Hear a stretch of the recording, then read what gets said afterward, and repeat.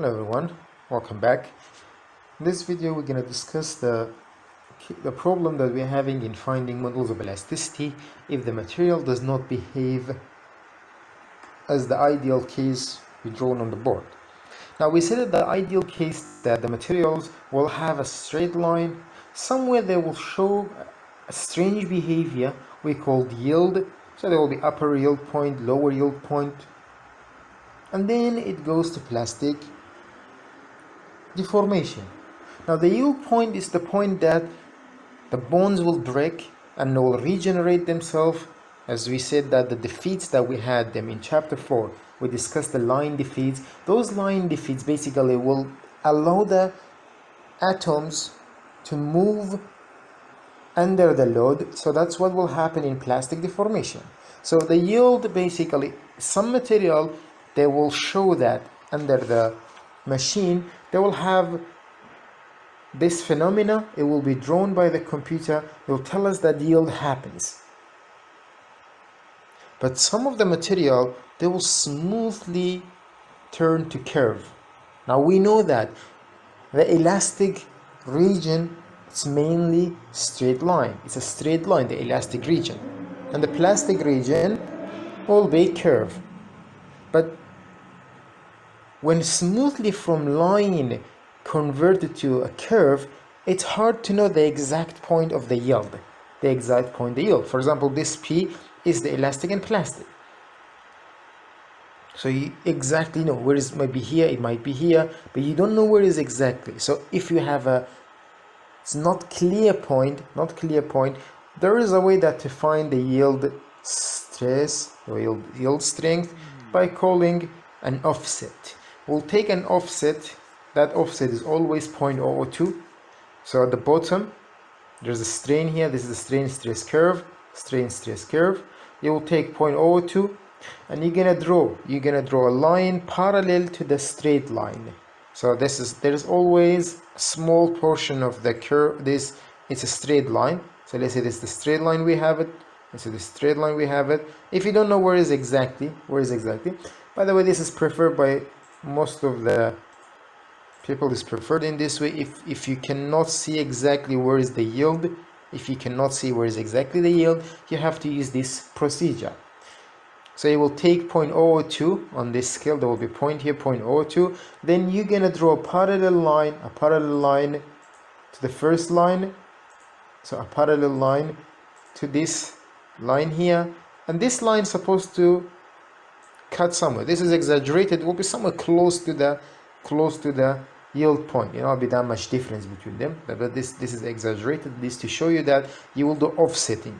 So this is the offset, we call it. This is the offset, we have it here, and this line is parallel to this line. It will intersect with the curve somewhere, and that's gonna give us the yield point. But if you know the phenomena, basically that will be the yield point, not the upper one. We'll take the lower one, the way that it's basically start the plastic zone. So this is the case that if you have a straight line in the beginning, remember, I need you to understand there's a straight line, but the conversion between line to curve is not clear. Where is it? So you have to go for this procedure. Now let's just show it to you. We have an example. I'm trying to give something regarding to this one. This is the case here. So let's just zoom a bit. Yes. Look at this one. We have this curve that we have it here. And you don't know exactly where this line turns to curve. They somehow they gave us a closer look at this region, so they made it a bit bigger. This is the same region but zoomed. So it's the same region but zoomed here. So look, this, you might say, okay, this is the point, or there is the point here, there is the point here. But you will not choose in this manner because you don't know where is exactly. I say that this is the point, but due to this smooth curvature that we have it here, there is no this behavior that you feel that there's something happen. So the behavior will be something like this. If you don't have this one, if you don't have this clear phenomena for the curve, you don't have this one, you have to go for the offset. You have to go for the offset one. So the offset here, the offset, basically you will take 0.002. This is 0.002 taken there. And then you will draw a line parallel to the first one. So this is the 0.02. And this line, it's parallel. So let's make it a line. Parallel to the, so it's parallel to the straight line. And this point will be the yield strength, which is you find from here. I'll come here. It will be somewhere there, which is going to be, you need some scaling. I will do something for you in this manner so that you will get used to how to draw. You already know how to draw, so I give you data, you can draw and find this yield strength in this manner. So this is when you have a smooth curvature that you don't have that things, you have to use this procedure in order to get. So this offset here, it's always, this offset at the bottom here will be always 0.002. This is one of the problems that we have with some material that they don't have a clear phenomena of yield. Now, we have another problem that we're facing. Now, sometimes some material, they don't have even the straight line in the beginning. Or it's very, very small that you cannot notice. Now, in those materials, when they don't have a straight line in the beginning, you don't have a straight line in the beginning, and you know that they behave elastically. You know that they behave elastically, but how would you find modulus of elasticity in that case? Let's say that we know the material behave elastically somewhere. Let's say this is the elastic zone we have for this material. It's known that this is the elastic zone. This is the elastic zone. So how do you find the modulus of elasticity? If you remember, modulus of elasticity is the slope of the line. If I have a line, I can find its slope, yes? It's very easy. Just take 2 points on the line. Let's say that this was a line, this was a line. That will be very easy for us. Why? Because we know that modulus of elasticity is delta. This is the slope of the line. Take 2 points, for example, this point and another point, doesn't matter. You can take any 2 points, and find the slope. Because this will be delta sigma and the bottom will be delta strain. You'll find 2 strain like this. So this will be sigma 2, will be sigma 1. For sigma 1 you will have strain 1, and this one you have strain 2. Then delta sigma 2 minus sigma 1 is delta sigma, strain 2 minus strain 1 is delta strain. And we know that modulus of elasticity is delta stress over delta strain.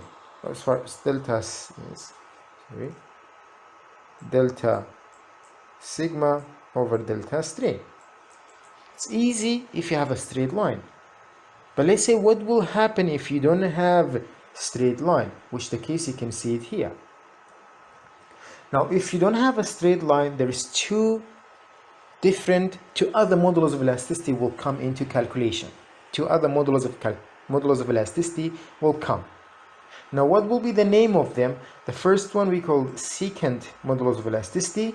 The other one we call tangent modulus of elasticity. Now, I'll define both of them. Then you'll go do an example to understand how to find those. Still, they are slope.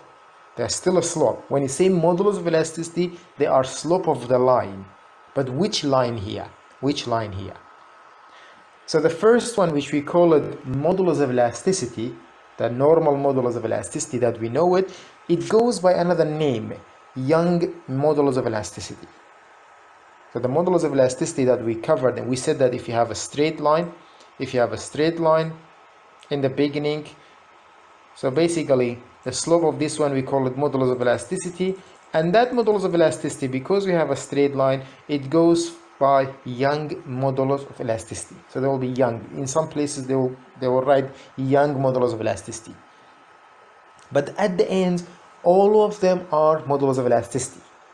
So whether it is Young, it's secant, it's tangent, even if it's old, I'm joking, there's no all, but anything that we call it, it's modulus of elasticity at the end. So if you don't have a straight line, there is two ways to find modulus of elasticity. Well, the first one is secant modulus of elasticity. Now, secant modulus of elasticity will be used between origin and a stress, sigma 1. Now, let's say that you have you want to use a modulus of elasticity for your calculation. Let's say that you want to use a modulus of elasticity for this equation to find strain in z direction. Let's say you have the stress 200 megapascal, but you don't know the modulus of elasticity. Why? Because you don't have a straight line here. So what will you do? We will use this 200 here. We'll use this 200. We will bring it to the curve. We're gonna find the strain here. And we're gonna draw a line from that point to the origin. That's gonna give us a straight line. And if I have a straight line, I can find its slope, which basically the slope will be what?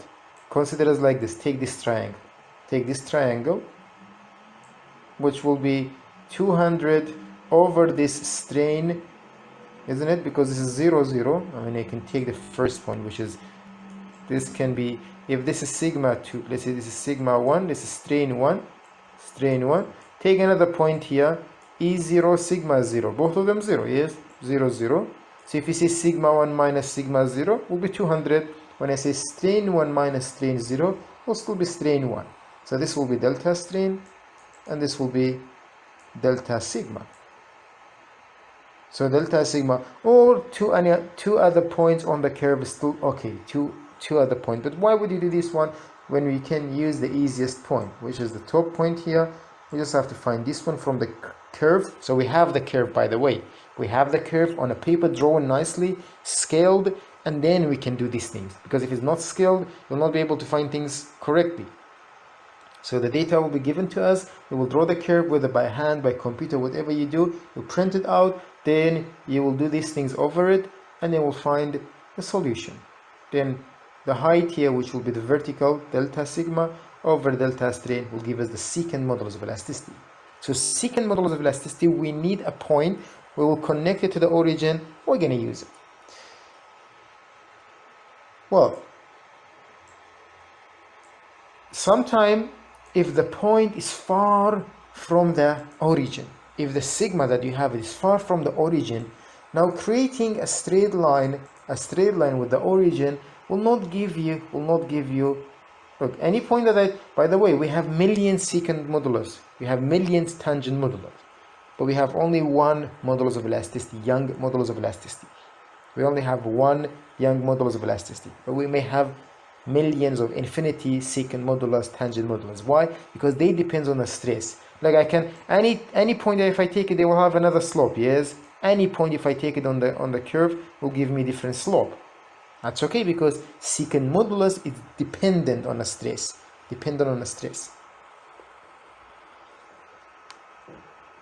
Well, what about, we said if it's far away from the origin, because if it's close to the origin, most of them will come similar, by the way.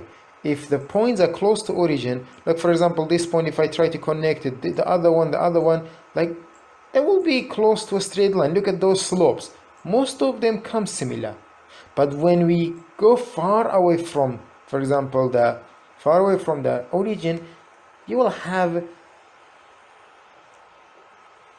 different modulus of elasticity. Now, for those cases, it's preferable to go for tangent modulus. Now, how does tangent modulus work? You're still working with the stress, but you're not connecting it with origin. It's no longer related to origin. Tangent modulus, the name of it is tangent line. We know that if you have a curve, you can draw a tangent line to this point. So you have sigma, you bring sigma, you know where is exactly sigma will be at this point. Then you're going to draw a tangent line to that point, That's going to be the tangent line. Then you're going to find the slope of this line. In order to find the slope of this line, you have to take 2 points. Let's say 1 point here, 1 point here. So 2 sigma this sigma, I'm not talking about this sigma, as if to find this is sigma 2. You can use even sigma 2 as one of the cases. Let's make it easier. Let's say we're using sigma 2 as one of the cases. So let's say I'm using sigma 2 as one of the cases. Yes, we can do the slope between this point and another point, like this. So this sigma 2, we're gonna find another sigma, choosing any point on the line. Remember, on the line. So let me bring it somewhere just to be more clear. Let's say that the point I'm gonna try to choose it will be somewhere on the line. So you know that this will be the sigma. So this will be sigma 1. And from here, you go down. That will be strain 1. And from here, you go down. You read this value. You already know how to read things from graph. I believe you know it. That's going to be sigma 2. Now, sigma 2 minus sigma 1. Strain 2 minus strain 1 will be delta strain here. Delta strain. And sigma 2 minus sigma 1 will be delta sigma. And delta sigma over delta strain, it's going to give you the tangent modulus at sigma 2. So it's basically for this point here, but it's the slope is for the tangent line. So if I want to find you can find tangent modulus at any point. What we have to do, we just have to draw a line. For example, we want to find it this point. We want to find it this point here. It's okay. Just draw a line tangent to that point, and then find the slope of this line. The slope of this line was going to give us tangent modulus. Now, I believe that you know how to find slope. It's not something for me, it's mathematically. You know how to find slope, to measure and to put. We already done some graphs in mathematics. So even in high school, we've done these graphs. You know how to read from graph these things. Believe that since we call ourselves engineer, we must know this, have those knowledge to do. So I'm going to give some examples in order to practice this one, in order to see how we'll be able to find those values. So those are the two other tangents. We have them, tangent modulus and secant modulus. Secant modulus will always be connected to origin, and the slope of the line will be the secant modulus. For the tangent modulus, at the point that you have the stress you have, you draw a line, and the slope of that line, because it's tangent line, they call tangent modulus.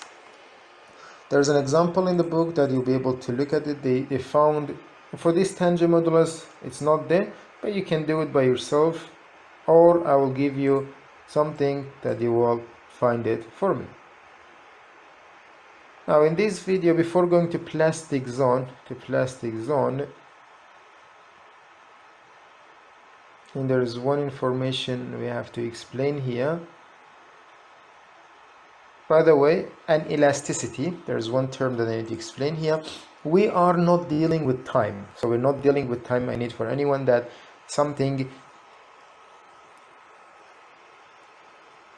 we're not dealing with time here. Because time is something is different. So we assume that those things happen. We are applying load, and time is not one of the factors that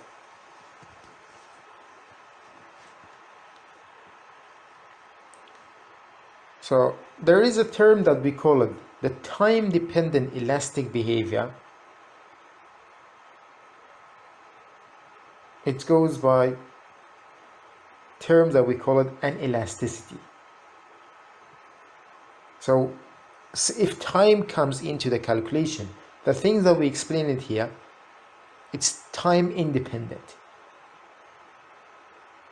So we said apply stress, the stress, the force you have it there, then you find the things. Sure, how do we apply this load? It's not suddenly, it's from the machines gradually started, so there is some time. But if you bring the time over, there will be a behavior they called an elasticity, which is a time-dependent elastic behavior of the material. We're not going to go to in detail of time dependence there. So as I said, that the things that we explained here, if there is time, basically the elastic behavior we call it an elasticity. I just need you to know that this term, when it happens to be in the textbook, when they called an elasticity, it's basically time-dependent elastic behavior. Just to know this term as well, that will be enough for now. So in the next video, I'm going to start with plastic deformation, explain the information there as well to understand how we're dealing with plastic deformation. Thanks for watching.